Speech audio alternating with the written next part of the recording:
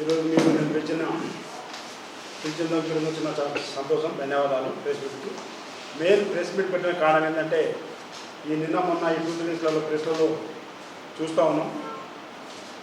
RIMS చదువుల నిర్దేశంతో గిరిజన మేళాభివృద్ధి అనే ఒక స్టేట్మెంట్ వచ్చింది.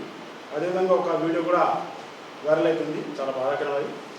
మేము రిమ్స్ డాక్టర్లు అందరము ఆల్ డిపార్ట్మెంట్స్ కావచ్చు, నేను కావచ్చు, ఎనీ టైం మేము ప్రజల సేవకే ఉన్నాం. నేనైతే మీరు దృష్టిలో ఉన్నారు. 24 గంటలు ఏ టైం ఫోన్ వచ్చినా ఎప్పుడు వచ్చినా పరిగెత్తి సాధిస్తున్నాం. 6వ తేదీ నాడు ఒక గిరిజన మహిళ టేకం పోతుమైన ఆమె 6 నాట్ నుంచి అడ్మిట్ అయింది. ఇమ్మీడియట్గా మా డాక్టర్లు చూసి అందరూ professor, assistant professor, assistant professor, PG చేస్తాను చూసి 6 నాడు ఆమెకు 6 నాడు అడ్మిట్ అయితే 7 నాడు సిటీ స్కాన్ చేశారు, రిపోర్ట్స్ అన్నీ ఉన్నాయి. అదేవిధంగా ట్రీట్మెంట్ స్టార్ట్ చేశారు. 11th నాడు మా ప్రొఫెసర్ రెడ్డి గారు, కల్లెడ్డి గారు 11th నాడు ఎంఆర్ఐ చేశారు. కొన్ని వీడియోలు ఎంఆర్ఐ కూడా చేయలేని వాళ్ళు చక్కలు కొడుతున్నాయి, దయచేసి వినండి. 11th నాడు కూడా ఎంఆర్ఐ అయింది. ఎంఆర్ఐ ద్వారా పేషెంట్ అడ్మిషన్ తోటే 2 కాళ్ళు పక్షవాతం, దాన్ని పారాపెరస్ అంటాం మా లాంగ్వేజ్లో, 2 కాళ్ళు చచ్చిపెట్టిపోయి ఆ కేసులో అడ్మిట్ అయింది ఆమె. సో మా డాక్టర్లు ట్రీట్మెంట్ స్టార్ట్ చేసిన తర్వాత మూమెంట్స్ వచ్చినాయి ఆమెకు. సో ట్రీట్మెంట్ నడుస్తూ ఉంది. ఆ పేషెంట్ నేను యాజ్ ఎ డైరెక్ట్గా 3 సార్లు విజిట్ చేశాను.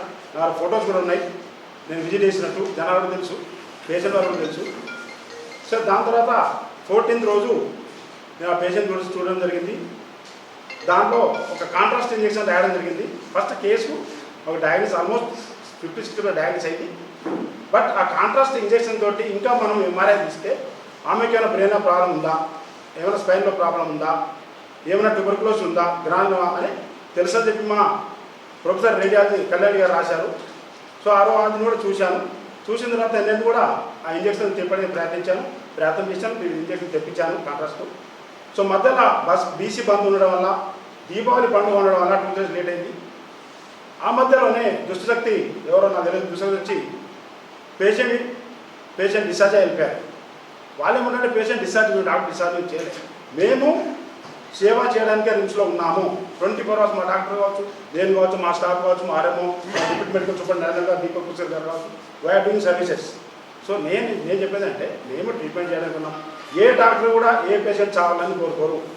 ఏ డాక్టర్ కూడా సరే ఒకరిని బతికించాలని ఇస్తాను. నేను గైనిక్ వాళ్ళలో ట్రైబల్ పేషెంట్లకు 100 మందికి నేను కౌన్సిలింగ్ ఇచ్చి నా జేబులకి డీజిల్ పైసలు పోయించి హైదరాబాద్ జరుగుతున్నాయి.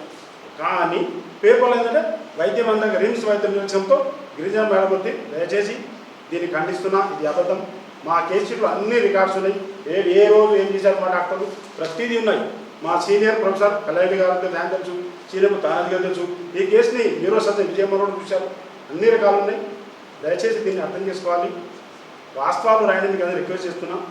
ఒకవేళ ఏమైనా వార్తలు రాస్తే దయచేసి నన్ను కూడా సంప్రదించండి, నా వర్షంలో కొన్ని తీసుకోండి.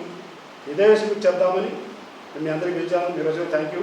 ఈ పేషెంట్ ఏదైతే గిరిజన మేళాభివృద్ధి అని రాశారో అదైతే అబద్ధం. నేను ఖండిస్తున్నాం. మేము ఉన్నదే సర్వీస్ చేయడానికి. మీరే ఎన్నోసార్లు ప్రెస్ మీట్కి వచ్చారు. సూపర్ స్క్వాడ్లో ఎన్నో కేసులు లక్షల రూపాయల ఖర్చులు కేసు అని చేస్తున్నాం మేము. మీ అందరూ రోజు మీరు ఎన్నోసార్లు ప్రెస్ మీట్ పెట్టారు, మీరు వచ్చారు, మీరు ఎంకరేజ్ చేశారు. కానీ నాకు బాధేసి ప్రెస్ మీట్ పెట్టుకున్నా. దయచేసి ఇది అవాస్తవం. రిమ్స్ నిర్లక్ష్యం అనేది కానే కాదు.